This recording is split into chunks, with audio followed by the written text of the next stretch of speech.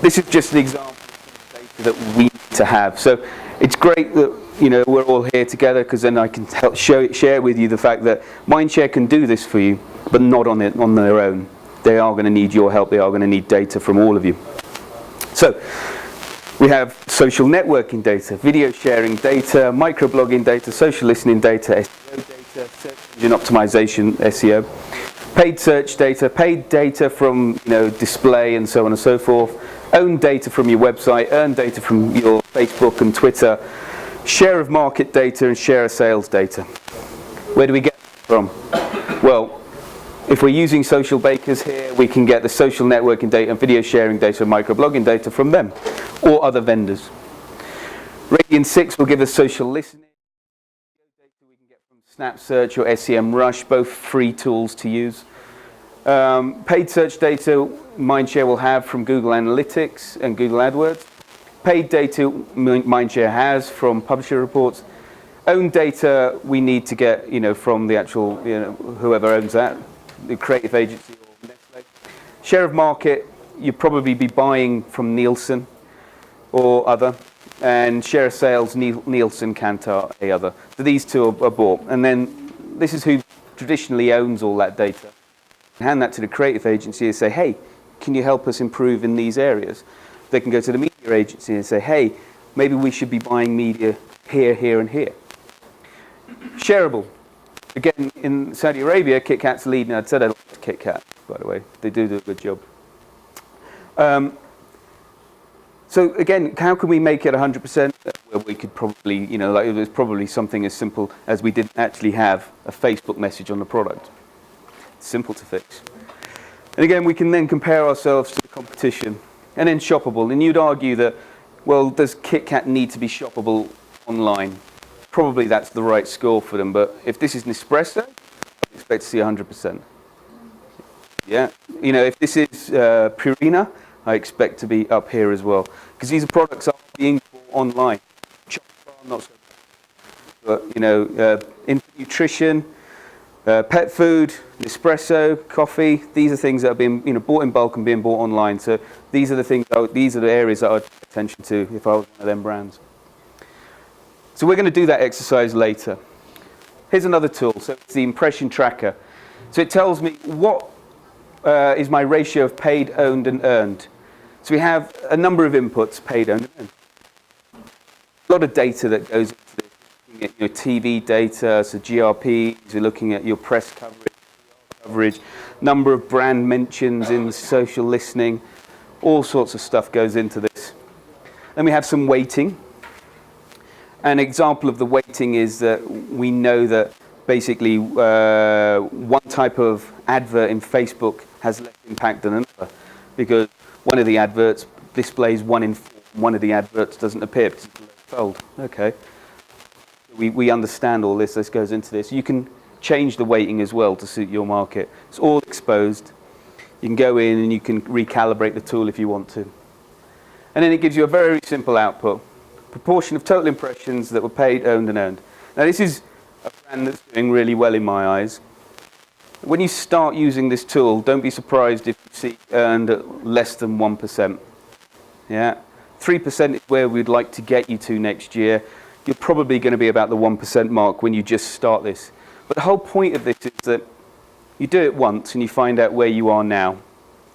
Some of the things that we talked about, the best practices that we talked about, the examples from other brands, do that. Connect your ecosystem. Connect these, packaging to mobile. Connect your TVC to mobile. Ensure that consumers, when they're on your website, can connect with Facebook. They can see content from Twitter, so on and so forth. Do all that, and then come back and use this tool and see if you've moved the bar. I'd imagine that you will. And I'll show you a brand that's, in a video now, of a brand that's actually taken this to the extreme. Yeah? Competition with domestic high street brands has turned into a kind of freezer warfare, with over one square display space. At twice the price of most competitors, how could the product stand out among others and go from the unknown to the most popular? Banana's unique jelly coating can be peeled off like a real banana peel, as this creates the feel of some magical fun to the target. We decided to leverage the feature with the message, Banana brings you the magical fun. And instead of the typical FMCG media buy, focusing on TV, we put our limited budget into digital marketing, pushing the idea of having fun with Banana. We're based on the knowledge that consumers love to share new trends on Weibo. We use this platform to create buzz for the campaign. By creating fun topics, we arouse consumers' expectations, and with a combination of KOLs promoting the brand, and putting fun viral videos out in the market, we made the sharing of Banana a new fashion, turning our target into Nestlé Banana evangelizers by the thousands. Banana topped the search ranking list in just 3 weeks, and stayed on the top 10 list for over 7 weeks.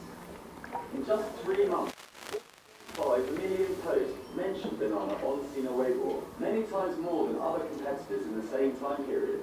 Banana got so big that it seems everyone was either sharing or receiving something about this crazy ice cream. In order to keep Banana topical, we used the popular QQ platform and built a magical Banana island, highlighting product features through fun games and interesting magic tricks in deeply interactive ways, prompting the target to further experience the magical fun of Banana. We've also placed Banana onto an online QQ pet game for the first time, which helped lead our target to enter the high-spirited Banana Island. It turned out to be the perfect environment for fun and games, as over 100 million clicks were recorded, coming from over 10 million user visits in just 3 months. With a conversion rate of 75%, far above the average of between 15 and 30%. With the incredible popularity of this magical fun of games, Banana ended up becoming the #1 Nestlé ice cream this summer. The media took notice. And finally, the multi-platform digital marketing campaign helped Banana seize the largest amount of space in the retailer's freezer. In just 3 months, the sales volume had surpassed Nestlé's yearly objective by more than 150%. Banana had become so hot that the target was willing to stand in queues just to buy it. I was actually lucky enough to be in China for the launch of this campaign, and I couldn't buy a banana ice lolly in China. I just couldn't get one in Beijing for love and the money. Eventually, I had to get Nestle to get me a box for the office, because we were like, we want to try it. We can't try it. It's got to sell there everywhere. And that, again, demonstrates that, you know, generating high volumes of earned is a good indicator of sales. And Tom Boudet is a firm believer that you can track brand health by looking at the volume of, you know, net positive mentions a brand is getting in market. So it's another proxy indicator for brand health, you could say. We can have brand health tracking, and we can also look at net positive earned. Are we generating more net positive earned? Are we generating more net positive earned than our competitive set? Does this indicate that we are a healthy brand in market? If no one's talking about you, what does that mean? Now, I know some of the water brands are going to say, but nobody talks about waters online. Well, yeah. I think Waters has the most difficult time generating earned media. But then we can look to brands like Perrier, who do a fantastic job of it. Okay, so there's another example of, you know, where we would. Here's where we started.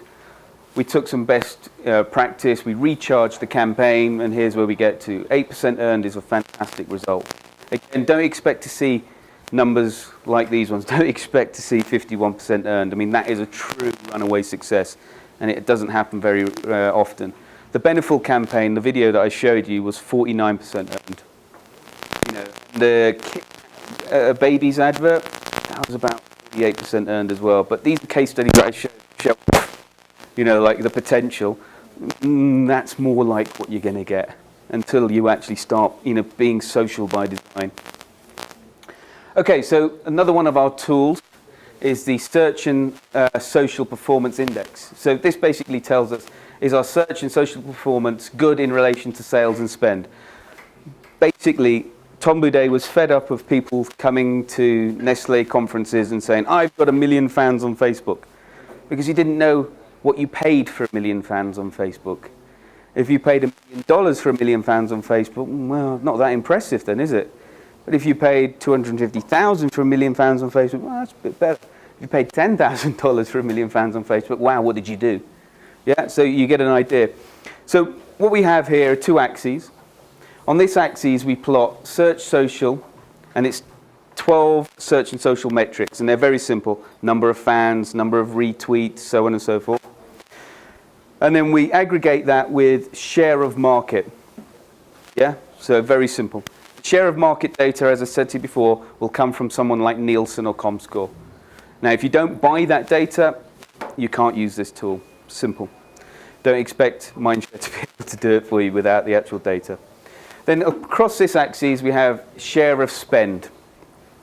Again, if you don't buy the data from Nielsen, Comscore, or Kantar, you're just not going to be able to use this tool. But what we're looking for is brands that are over here, well, it's an efficient use of POEM. They're not spending as much as their competitive set, but they're highly efficient at generating earned media. Now, this is just one view. Yeah, this isn't the report to end all reports. This just gives you another perspective on what we already produce. Obviously, if your brand's over here, well, you've probably got the highest share of spend, but you're not really optimized. We have this very simple line. It's just black and white for Nestle. Good, well, good, bad. I often get asked, what does it mean if we're here or here? It's good or bad. It's simple. I'm going to show you a study there. These brands doing good. This brand not so good. This is our brand here, Dan Cow. It's spending the least, but its performance is on a par with its competitive set. So you could argue that they could increase spend and really capitalize on what's going on here. To be honest with you, people constantly send me examples of their SSPIs and say, what does this mean? And I'm just going to return them back to you saying, good, bad. Yeah? Now, if you do a number of these over time, maybe you could start plotting the trajectory. And you could see that I did it first time I was here. I did a load of POEM best practice. I optimized my TVC. I brought mobile into play. I did a load of social by design campaigns. I'm here. Or even better, I'm here. I spent less, got more. Great, okay. Is that where you want to be? Start plotting. You can start seeing where you're going. But for the moment, good, bad. So, a summary of the POEM toolkit. We have tools that assess your owned assets. So this will help you evaluate, how good your performance is, help you create gap analysis, where could we improve. And this gap analysis is a shopping list that you take to your creative agency and your media agency. And you say, let's do this stuff.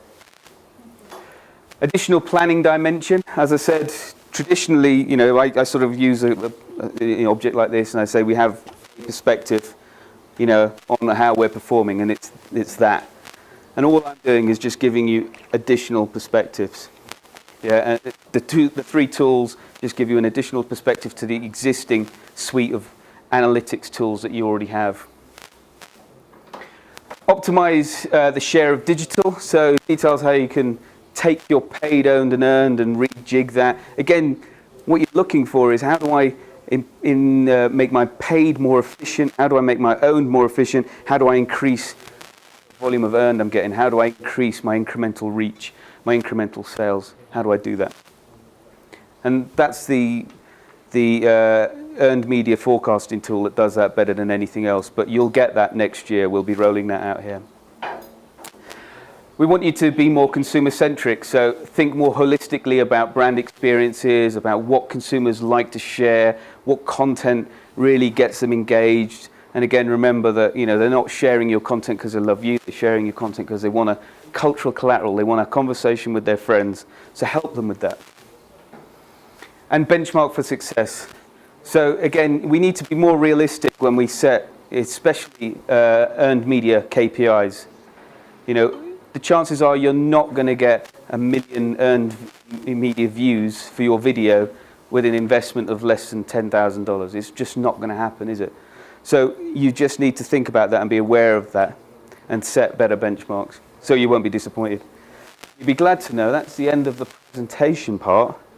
And now we're going to do an exercise. So we're actually ahead of schedule. Were there any questions before we move into the exercise?